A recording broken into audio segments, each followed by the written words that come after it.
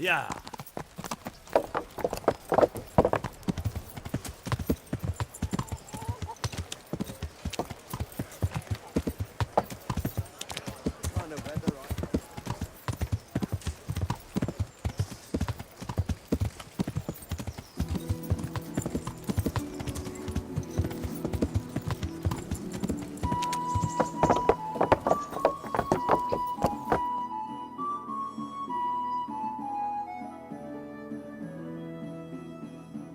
Hal, are you going to the meeting with Markgraf Yobst as well? I am.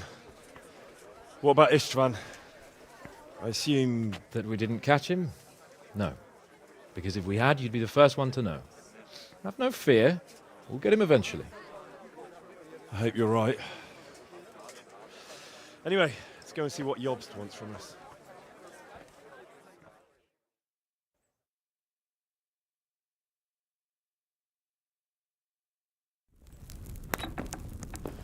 My lords, Christ's blessings on you all. And on you, Lord Capon. And this is my son, Henry. I didn't know you had a son, Sir Radzig. It came as a bit of a surprise to young Henry, too. This gentleman here is John II of Liechtenstein, a member of my council. I'm honored, gentlemen. Come join us. Markgraf Yobst was just about to tell us the reason for his visit. Your Grace?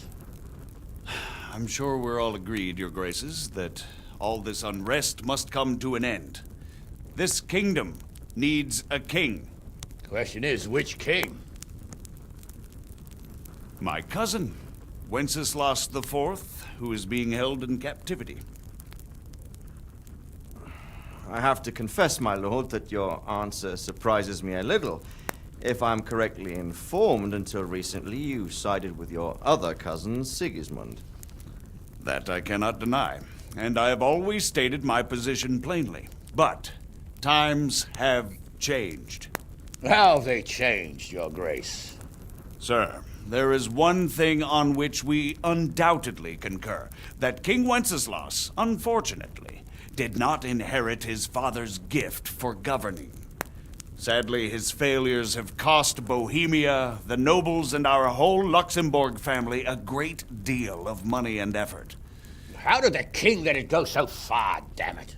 It's in his temperament. He cares only for wine, women, and the hunt. A king, in fact, who never wanted to be king. Then why didn't he just let his brother have the crown? Young sir, the crown weighs heavy when there are duties to be performed. But to surrender it means giving up great privileges, too. But he did surrender power to his brother. When things started getting out of hand, Wenceslas appealed to Sigismund for help in restoring order. What, you're saying Wenceslas has invited him here? This is starting to make my head spin. Actually, it makes sense when you think about it. Sigismund wanted to re-establish the power of the whole House of Luxembourg. He thought if he helped Wenceslas win the imperial crown, in return his brother would help him become the king of the Romans, and leave the actual reign of Bohemia and the empire to him. Sigismund would govern, while Wenceslas could carry on doing what he was best at, enjoying the life of the imperial court.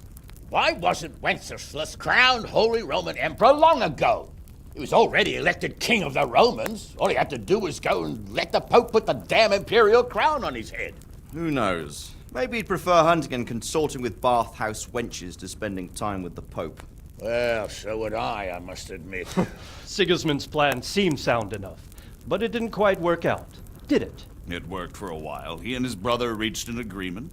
Sigismund took over administration of the kingdom and began planning Wenceslas's journey to Rome for the imperial coronation. But then Wenceslas realized he would just be a puppet with a crown. I must say, Markgraf Yobst, Wenceslas and Prokop behave rather like naughty children in need of a good clout about the ears. Sigismund would agree. He was already planning his rule of Bohemia, and all of a sudden, the rug was pulled from under him. I'd say he lost his patience and decided he'd drag Wenceslas to the coronation kicking and screaming if he had to. Just like a naughty child, as you say. So he abducted him and your brother Prokop too, if I heard correctly. Correct.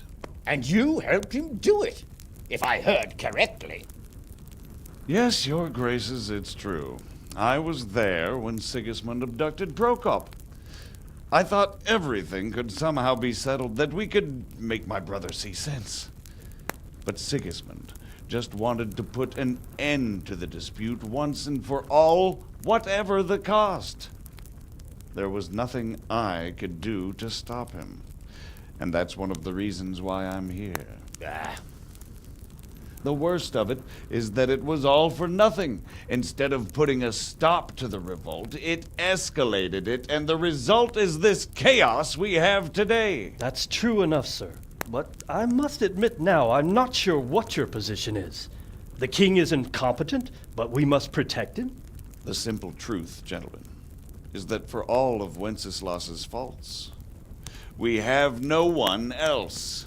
So we'll have to make do with his idleness. People like him, though. But what can we do now? Sigismund has the League of Lords behind him. Otto von Bergholf, Heinrich von Rosenberg. The situation has gotten completely out of control. Now even the nobles of the League of Lords are realizing that Sigismund wasn't the right choice. So now Bergholf is on your side. Are we to assemble an army together with him and face Sigismund on the field of battle? We're not in Hungary now. Such affairs may be settled elegantly, without unnecessary hostilities or expenses. I have negotiated an alliance with the Hungarian bishops, the Polish, and of course the Czech nobility, against Sigismund. Every day he is losing the ground under his feet, and that's why I need your help too. What kind of help, though? Sigismund has a massive army, and Rosenberg, Berghof, and Prague are behind him. Do you have an army you could face him with? But that's not what I mean at all. There's been a revolt against Sigismund in Hungary, partly due to my efforts, and now he'll have to choose whether he wants to gain the Bohemian crown, which is a very risky enterprise, or hold on to the Hungarian one. He can't have both. And there's a tough struggle awaiting him in Hungary. I'm not sure he'll win, and Rosenberg and Berghof know it too. They're not stupid. If the Bohemian nobility stands together, they will turn. We are men of little consequence, Margrave. Radzik here lost everything because of his alliance with Wenceslas. Sir Divish came within a hair of the same fate. Even Rattay is defenseless against Sigismund and the League of Lords. What's more, your grace, King Wenceslas languishes in captivity in Vienna. He can't rule too well from there. And what do you propose? To sit with your arms folded till the Bohemian lands are turned to ashes like Skalitz? We have to put a stop to this senseless war! And do you know, sir, what the true position of the League of Lords is? I'm not on the best of terms with them at this moment, so you'll have to ask them yourselves. Yes. Why not? I'll go and visit Berghof at his castle and we'll see what he tells me. You know, that's not such a bad idea, young sir. True. Though a little risky. I doubt Berghof would harm a blue-blooded envoy. And you can find out what he has to say about developments and what the League of Lords is planning. Then we'll decide what to do next. I'll help you compose a letter to him. I'd like Henry to come with me. Why not? He's proven himself an able investigator, and he'll also be a good bodyguard if anything should happen. And I'll send Sir John here to Kuttenberg to be my eyes and ears there. I believe both your reports will help us get a better grip on the situation. When can you set out? Just as soon as I've packed my things. Excellent. Markgraf Yobst and I will draft a letter. Get ready, and we'll meet back here.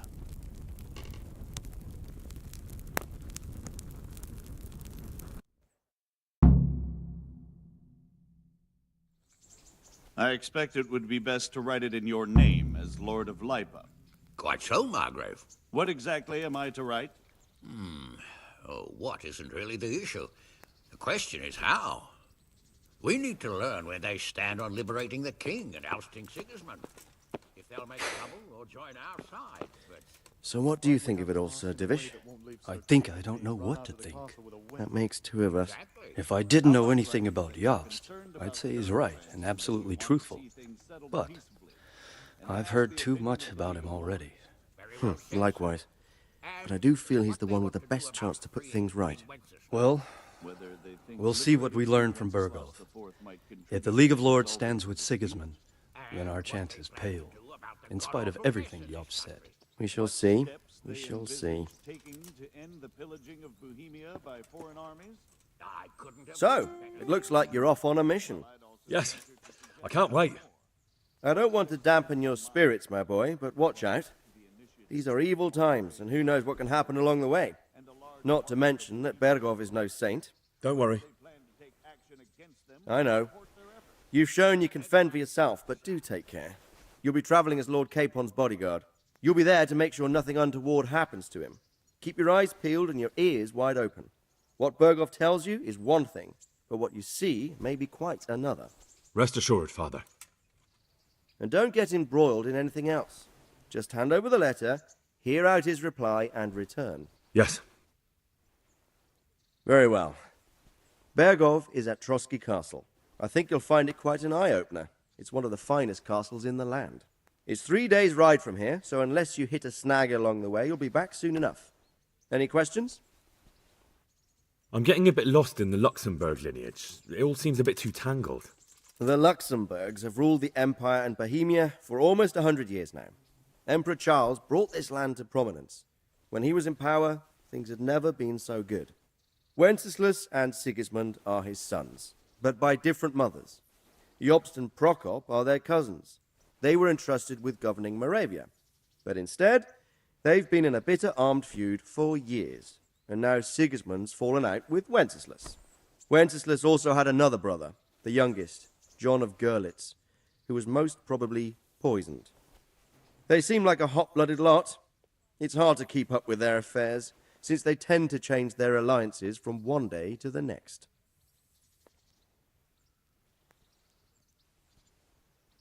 The League of Lords and that Bergov we're off to see. Who are they exactly?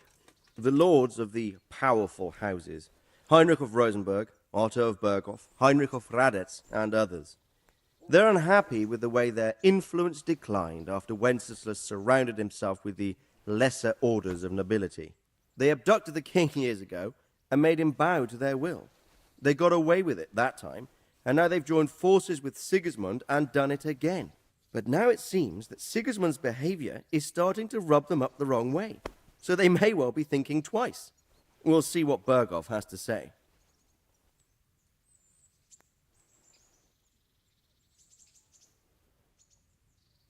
That young man, Sir John of Liechtenstein. Why is he here? The Liechtensteins are a powerful Austrian family with estates in Austria and Moravia. Sir John sits on Jobst's council. Since the king's being held captive in Vienna, I suppose it makes sense to have a powerful Austrian house as allies. It could be very useful. That's about all. Very well. Take the letter from Sir Hanush. And good luck, son.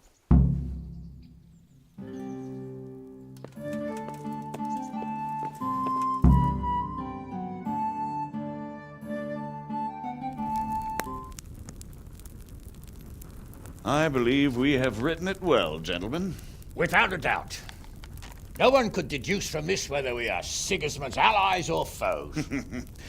I must travel back to Brno now, but soon I will go to Brandenburg and I will stop here on the way back. By then, Sir Capon should be back and we can discuss how to proceed.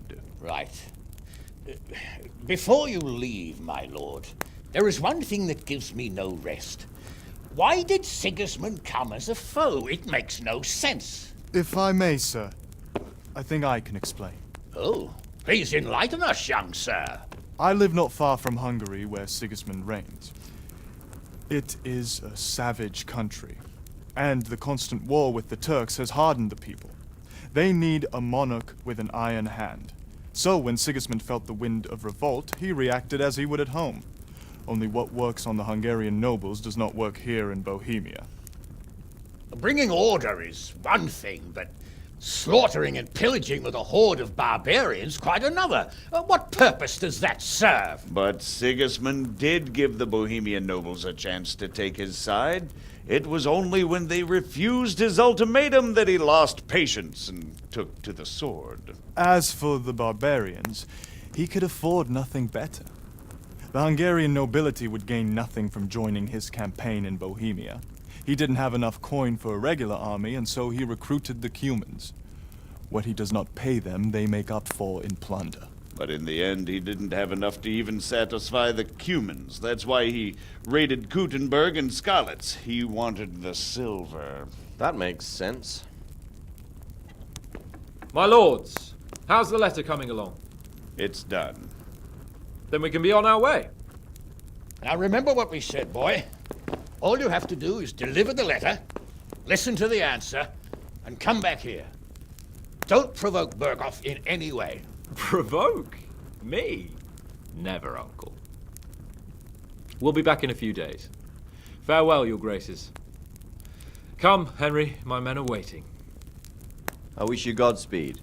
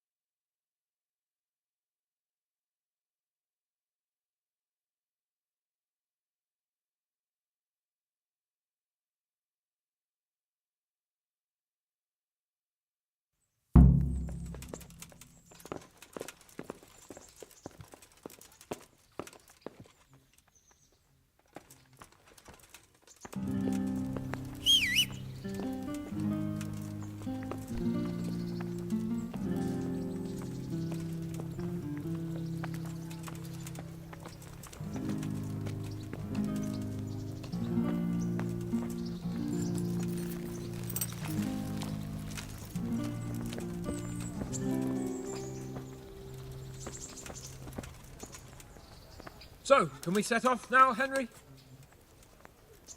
Of course. I can't wait. So, to horse! The Lord of Berghoff is bound to be waiting as eagerly.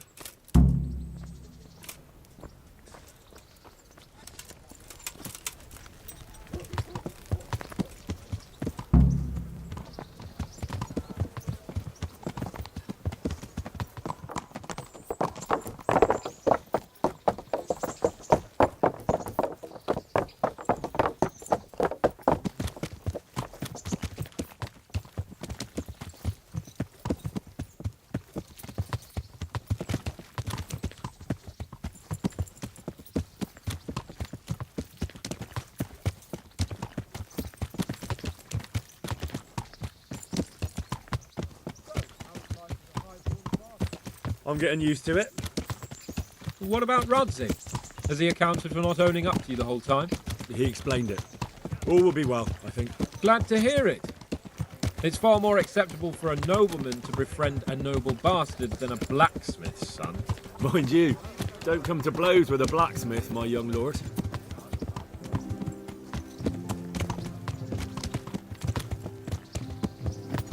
What do you think about Sir Jobst and his plan?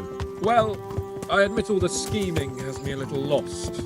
I thought Sigismund was the devil, Wenceslas a martyr, those on his side the heroes, and those against him the villains. I believed we'd rescue the king and all would be well again. But now it looks a lot more complicated. Yeah, exactly. I didn't expect the noble lords to be as noble as the angels, but I hadn't expected such a sewer. They behaved like children. I can't fathom how after all this backstabbing they're somehow still on speaking terms. I don't know either. Beggars belief.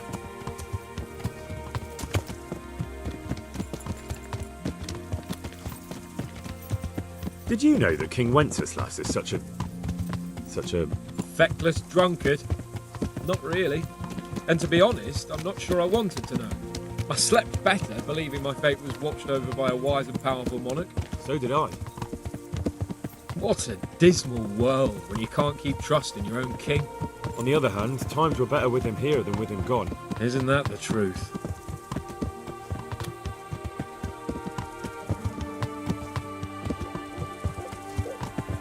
What do you think of Sigismund? If I were him, I'd have had enough of my brother even sooner. But he's a monster. Look at what those hordes of his are getting up to here. What he did in Skalitz. True enough. On the other hand, if Wenceslas and Prokop hadn't double-crossed him, none of this would have happened. No one forced him to burn Skalitz. That's a fact. But he couldn't let them shit all over him either. Not that I'm defending him. He's a weasel. No doubt about that.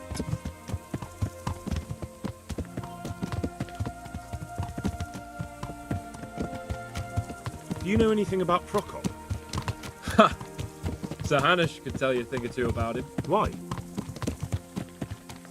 Last winter, a certain Sir Jan Sokol of Lamberg, a well-known knight, or robber baron to some, tried to occupy the city of Iglau, which was on the orders of none other than Prokop. And what has that got to do with Hanush? Well, he was there with him. Of course, that's not something to brag about in front of Yobst. And what was it all about? They wanted to occupy a city that was on the side of the League of Lords, but despite there being several hundred strong, they didn't take it. For one thing, they couldn't get past the Iglau women, with their pitchforks and cauldrons of hot water. I would never have thought of Sir Hanush as such a rebel.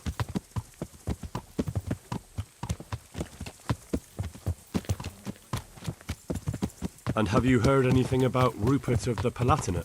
A little. He can't manage even to wrest power from a king who doesn't much care for ruling and isn't fighting back. That doesn't seem like a man who has what it takes to rule. And that's all I need to know.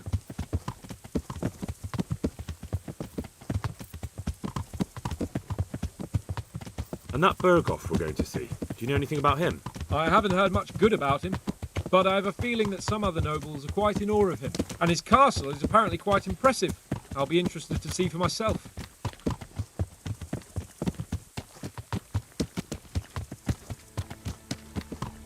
And what about the League of Lords? Wealthy, pompous. The king doesn't seem to like them much. He's chosen to let the lesser ranks of the nobility into his circle, men like your father. I admit I don't blame him one bit. But the lords weren't happy about their lost influence, so they put their foot down. If I were Wenceslas, I'd have let them hang after they abducted me the first time. But he gave them seats at the provincial council. Little wonder they're back at their old tricks.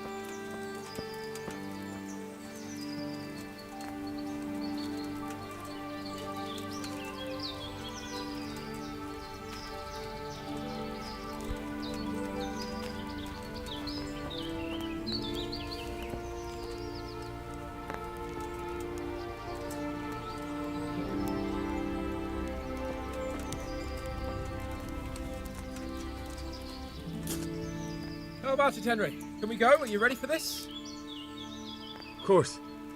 At last I'll get to see more of the country and have a bit of an outing. Quite.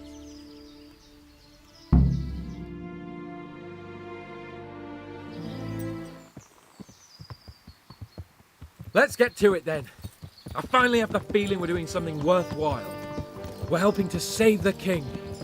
Instead of saving his drunken majesty, I'd rather find that whoreson who murdered my parents, get the sword back from him, and skewer him with it. Cheer up, Henry.